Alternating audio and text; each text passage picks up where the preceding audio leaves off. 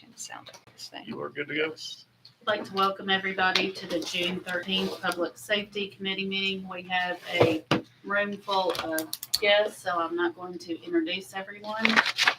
Next, we will move on to the acceptance of our agenda.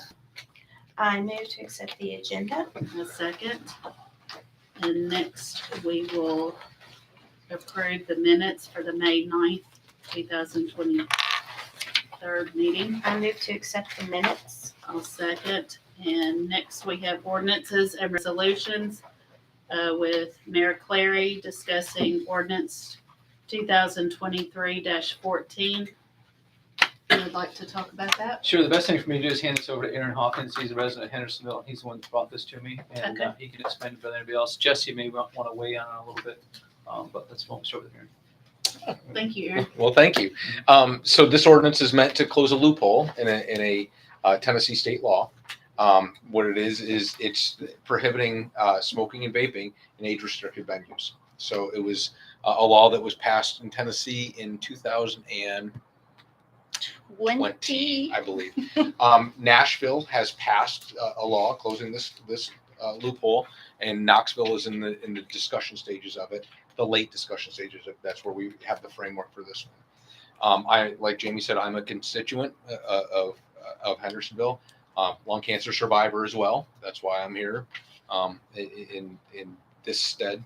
And so we just want to close this loophole without exception. And it does a few things. The only two unprotected employees, if you will, are wait staff and musicians. And so that's why Nashville sought to close this, because if you have an age-restricted venue, think cigar bar, something to that effect, where all the patrons can smoke, that wait staff and those musicians are subjected to that secondhand smoke. So this is important to us. I think the amount of time that I spend on the greenways in Hendersonville, I know that this is a city that is primed for this. I really do. I feel strongly that way just because of how much time I spend in the community. So we're open for questions. Whatever you have. Again, this is the prohibiting smoking and vaping in age restricted venues. So definition of age restricted. Let's talk about that. A 21 and over venue where they have somebody at the door that is mandatory to be of age to be. So that's what I wanted to cover. So I appreciate Jamie bringing this up, and I appreciate you guys giving me the venue. So if I could add one thing, I don't believe we have any age-restricted venues in Hendersonville right now. The one that I thought we did wasn't the case. In fact, Jolly Ollie's, and they're very much, and they said they were in favor of this. So it will prevent this opportunity from happening. Correct. Anybody have anything to say? I'm all for it. Yeah. So I appreciate you bringing this to us so that we can close the loophole as well. And it really provides an opportunity for Hendersonville to be at the forefront, right? Because we've had discussions with the Franklin, Tennessee, Franklin, and want to model this, but they want to see it done first. And I think this is the right way to do it. So other municipalities can look at this and go, that's the standard bearer. Great. well, as a cancer survivor myself, not of lung cancer, I would like to recommend, if Rachel agrees as well, to send this to BOMA with a very positive recommendation to get this passed. I will second that. Thank you so much. We'll take a vote. Aye. Motion passes. See you in 2 weeks. Yes. 7:00 right there. Yep. 7:00 right there. We'll Yep. be there. And again, we'll be open for questions then as well. Thank you. Thank you for Thank coming. Thank you guys so much. Thank you. Thank you. Thanks very much. Next, we have reading of resolution 2023-24 for the mayor to enter into an agreement with Safe Haven Baby Boxes. Would you like to speak on that, or? Sure. This was something brought to me by some folks in the community, and at the same time this was brought to me, I was hearing a little bit about them in the news. What you have here is an opportunity for somebody with a newborn that has decided that she, possibly he, can't take care of this child. And instead of doing something tragic with this child, this is an opportunity to do something that is very positive. And that's turn the baby over to firefighters who can take care of the baby temporarily, and then work toward getting the baby into the hands of Safe Haven, so this baby is adopted. And so I'm going to ask the two women over here to tell you all more. Yes, there's 2 or 3 more variables that we can add to that. The first thing about the baby box is not just a box. It's a mechanically operated box that keeps the baby thermoregulated if the firefighters are on the run. Because with 3 silent alarms, that would let them know there's a baby in the box. And once it's open, the first thing the mom does is sees a bag full of resources that tells her, hey, you're not being held accountable against the law. And on top of that, one of the best resources that it comes with free telehealth appointments. It's anonymous, free licensed counselor that they can call before they even surrender. Like let's say the mom just needs access to some kind of resource to not get to that point. And the goal of the nonprofit is to prevent her from surrendering. So she calls that hotline, it's a free licensed counselor, and be connected to resources in the community and nationally, but just talking to somebody who's licensed is key. So that's another component that the baby box comes with.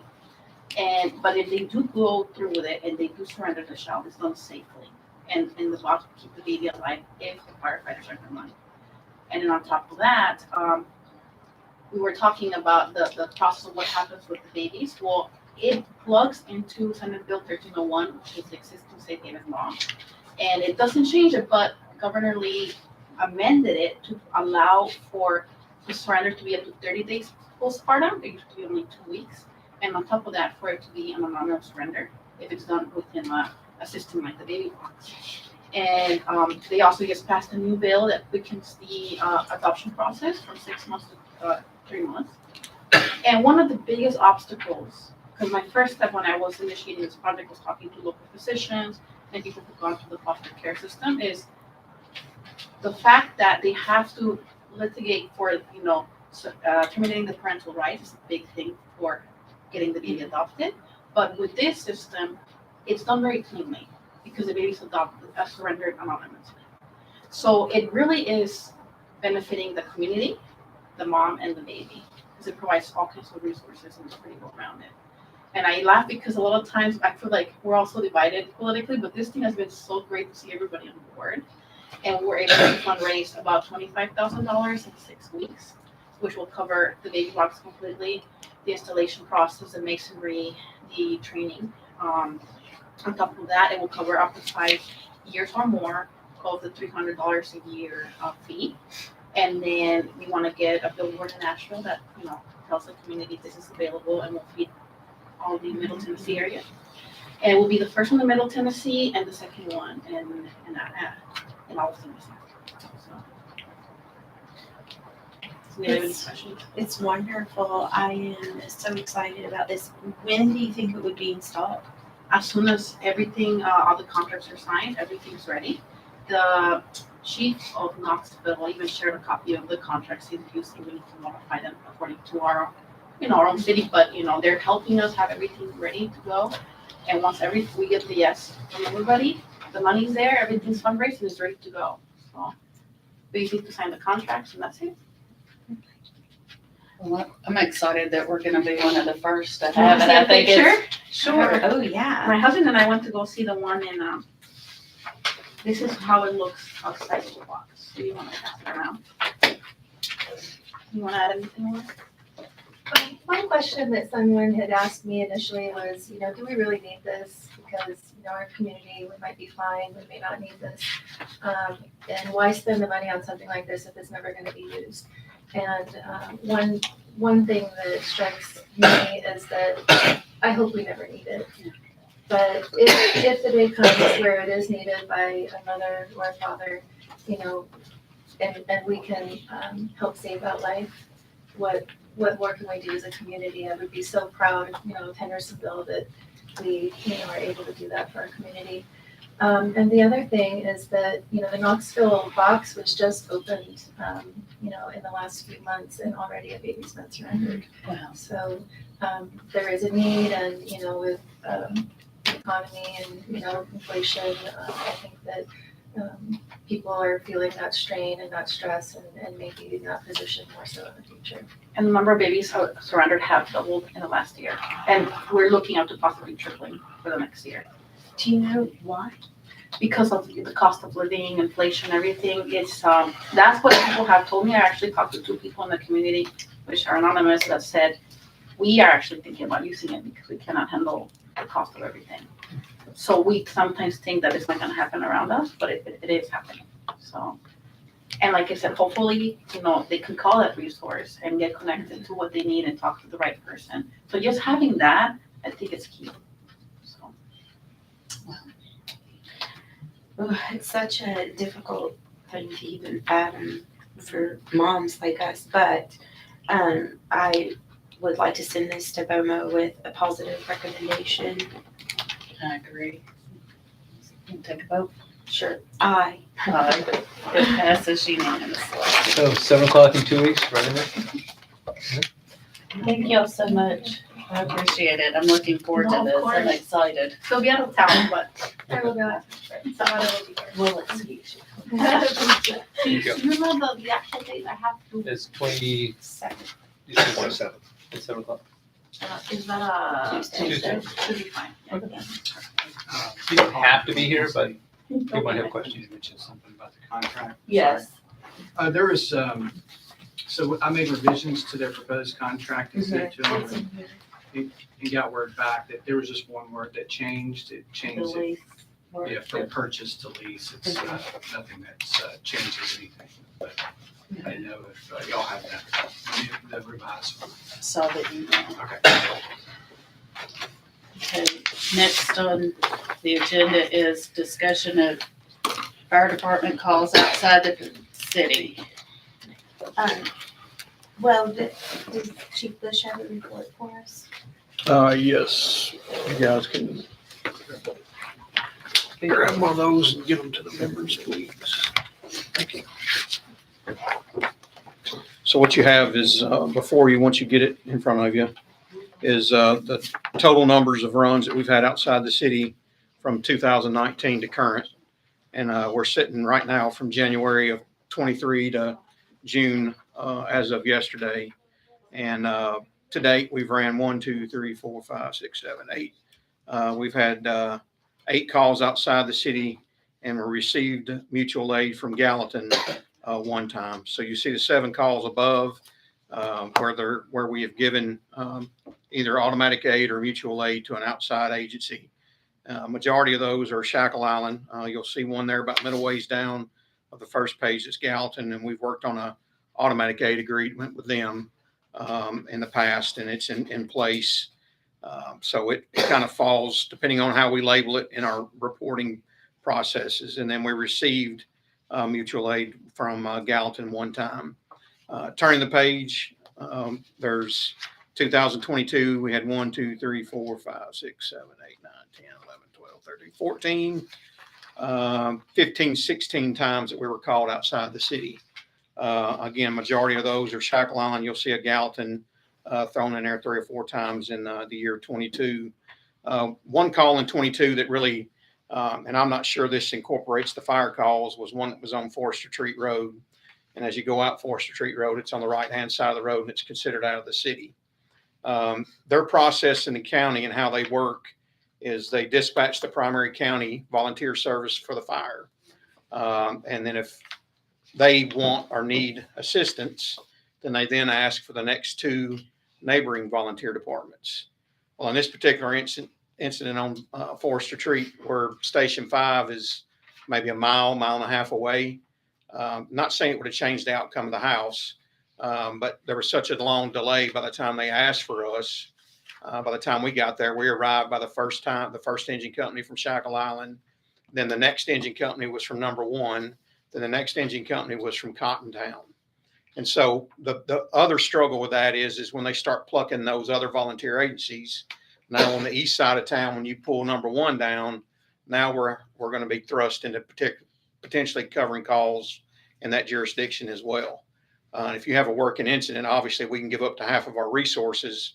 If they need more, then I've got to make the phone call to Mr. Eckenroth or the mayor to get approval of that. So that would be 3 engine companies and a truck company. Which has happened a couple times. Yes, sir. Yeah. And so, going to 2021, basically around the same numbers, 1, 2, 3, 4, 5, 6, 7, 8, 9, 10, 11, 12. 12 calls outside the city. 2020, 1, 2, 3, 4, 5, 5 calls, and we received it 4 times. 2 of those were from Nashville Fire. Those were hazmat incidents that we had, and them having the resources that we needed to rectify those situations. We've worked on an agreement with them as well. And then in 2019, you'll see 1, 2, 3, 4, 5, 6, 7, 8, 9, 10, 11 calls again outside the city, and it's various times, right? You'll see a lot of them that are 2 o'clock in the morning, 3 o'clock in the morning, 10 o'clock, and then we received aid from Gallatin and Nashville Fire 4 times, 1 time from Goodlettsville in 2019 as well. And so I guess the point that the discussion needs to be, and this is a decision that you folks would have to make, is, you know, all the effort that we put into replacement programs, all the effort we talk about wear and tear on apparatus, this certainly contributes to that. When you're pulling a piece of equipment outside of the city to go into the county and provide coverage for whatever reason, that's wear and tear on an apparatus. And so, you know, we're trying to do our due diligence. I'm not sure what the answer is. We certainly want to be good stewards to our neighbors and the volunteer fire departments. But there's a couple of calls on here that 2:30 in the morning, 5 o'clock in the morning, 6 o'clock in the morning, 1:41 in the morning. They're just not answering their calls. And most of these I would be willing to say is probably EMS calls. And that was one of the things that we tried to enter into the agreement with them when we built Station 7 was we would cover 5 call types automatically. All you got to do is when those drop is ask for us and we'd be there. EMS calls was one we were excluding because of the simple fact of it could be a lift assist. I do know that there was a call out off of Center Point Road maybe a month ago. That was a CPR in progress call, and they dispatched Shackle Island. They did not respond. Their process is to dispatch them again. They don't respond, and then they go down, trickle down to the next closest volunteer department. If they don't respond, then it comes to us. And so it really puts us in a predicament when we go out there 7, 8, 9, 10 minutes behind the gun, right? And we would like to initially get the call on the front end if we're going to go, is my preference, because we're going to be thrust into that. Emotions are even higher 10 minutes into something, right? And we're stumbling into something and we're catching the brunt of folks being frustrated for the lack of a response. I don't know what the answer is. I have a question. The other volunteer fire department that borders our city that I can think of is Cage's Bend. Number 1. That's is it called number 1? Yes, ma'am. Because that's my ward, so I'm aware of that. And they're not on here at all. Is it because they have a lower call volume or? Particularly, I mean, but Shackle Island doesn't really have a large call volume either. Okay. I'm just not sure they've gotten to a point that they're not even answering their EMS calls. So we were talking about 1, 2, 3 calls. That means it's 10 minutes before you get the first call, and then the response time is on top of that. Yes. So there's a lot to work out with that. But my concern is so many of Hendersonville's kids go to beach, which is Shackle Island. What is that the way we approach calls for beach? So we're potentially 15 and 20 minutes. there was a call 2 years ago at Beach, a fire alarm, and they went through that process again of dispatching the primary agency. Nobody responded. Dispatched the primary agency. Nobody responded. Dispatched the next closest agency, which was Millersville at that time. And there was years ago, I mean, Mayor, you may be able to help me with this. Some of you other folks may be able to as well, but there was a gentleman's agreement that we would always respond to the schools. So you take an active shooter right now. We've even discussed that at operations level meetings now, that with volunteer firefighters, not knocking them, they do a great job. They have other primary jobs that are their main concern. So if you have an active shooter at a school, you may get firefighter A, firefighter B, firefighter C to show up on school property, right, willing to help, but they may not be in a uniform. So that complicates things for law enforcement, right? Because now they could potentially be in the school dressed in blue jeans, maybe a t-shirt on that identifies them as a firefighter, but how many people can buy those online? So it really muddies the water. We've even asked them to notify us if there's an active shooter at even like beach or any schools like that, for the simple fact of we're going to be there to assist them with whatever they need, which is taking care of the people. But the fire alarm at beach went 17 minutes before it was answered. Then we finally got the call. We sent half of our resources out there, and I still have it in my draft form of where I had an email ready to send out, and I pumped the brakes on it because I figured the way things were going that we would end up in this conversation. So how do we move beyond a gentleman's agreement and have a written agreement that we're gonna be a part of that first call for things that happen at beach? Certainly active shooter, but fire. I don't want any. I think the volunteer agency would have to be receptive to that. I know in Portland and Highland, volunteer fire departments up there, they've worked out agreements that they are going to be there. Portland City will be there at any school shooting that's in the county or in the city area. That is a agreement. We've not landed that with Shackle Island yet. I've had that discussion with the chief out there. We've talked about it at operations meetings and trying to navigate those waters, but there's been no agreement reached on that to this date. Well, Mayor, I will leave that with you. Thank you. I think we need to do something about that. So it's been part of a conversation for a long time between mayors of the county and police and fire chiefs within the county. It's a difficult position for anybody to be in, right? Because we're ready to serve. I mean, that's what we're here for. So we don't want them to feel like we're not willing to help, but we also don't want to be called out for a lift assist at 2:00 in the morning. It creates the wear and tear on our apparatus. Now it takes us out of our primary jurisdiction for a call that they should be taking on their own. Would it be unethical, or that may not be the correct word, but to list what types of calls you Oh, would I can get you all. Well, I mean, that was the take? presentation that we had that we proposed to them was the 5 call types, which were hazmat, drownings, swift water, fire calls, or extrications. But we don't want them to feel like we're trying to take over their fire department. Well, that's how this got all Because twisted. we aren't. That's how it got all I twisted. mean, I don't, that certainly wouldn't be my intention, but just that we need to work together better than what we are right now. And as that corridor builds up, I think there's going to be a more high incident of call volumes out there as well.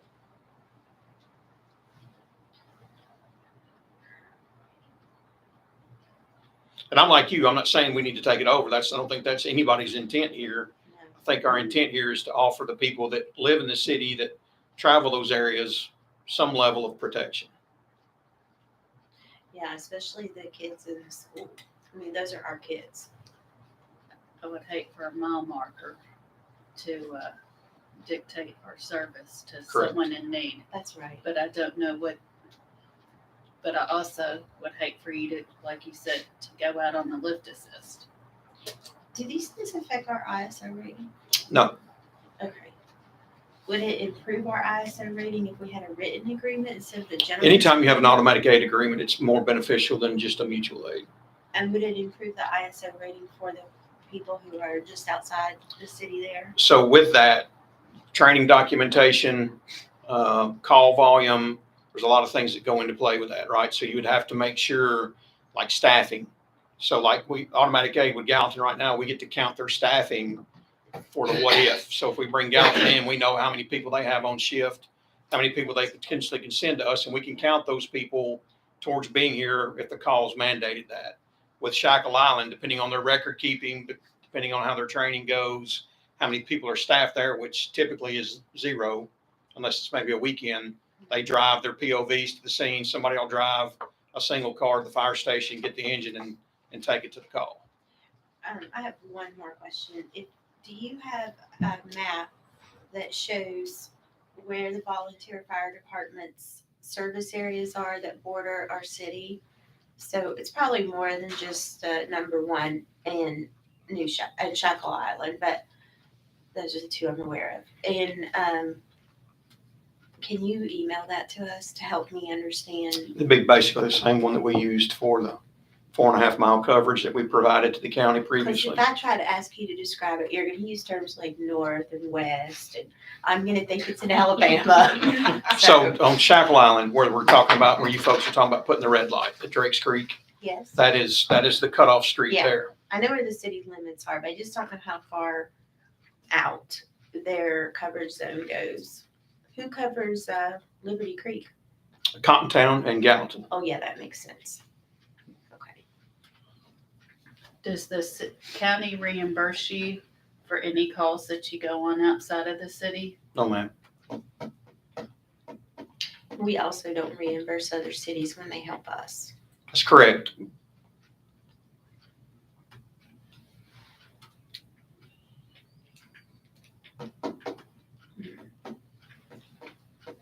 Yeah, I don't want to measure it in dollars. Now, with hazmat Don't incidents, where we bring in Nashville and we have extended periods of time on the scene, like for cleanup, oil dry, things like that, we bill the company for that. We do get reimbursement for all that stuff. If it's a one and done with our hazmat gear, we dispose of it, then we bill them for whatever we've destroyed or been used due to that call. Yeah. So that is a reimbursable thing, but right now, that was part of our approach to the county was, hey, you've got 3 ambulances and 6 of our stations, plus we're helping you cover calls. We would like for you to contribute a certain amount of money each year, and it just went south into folks thinking that we were trying to take over out there. Yeah, not our intention.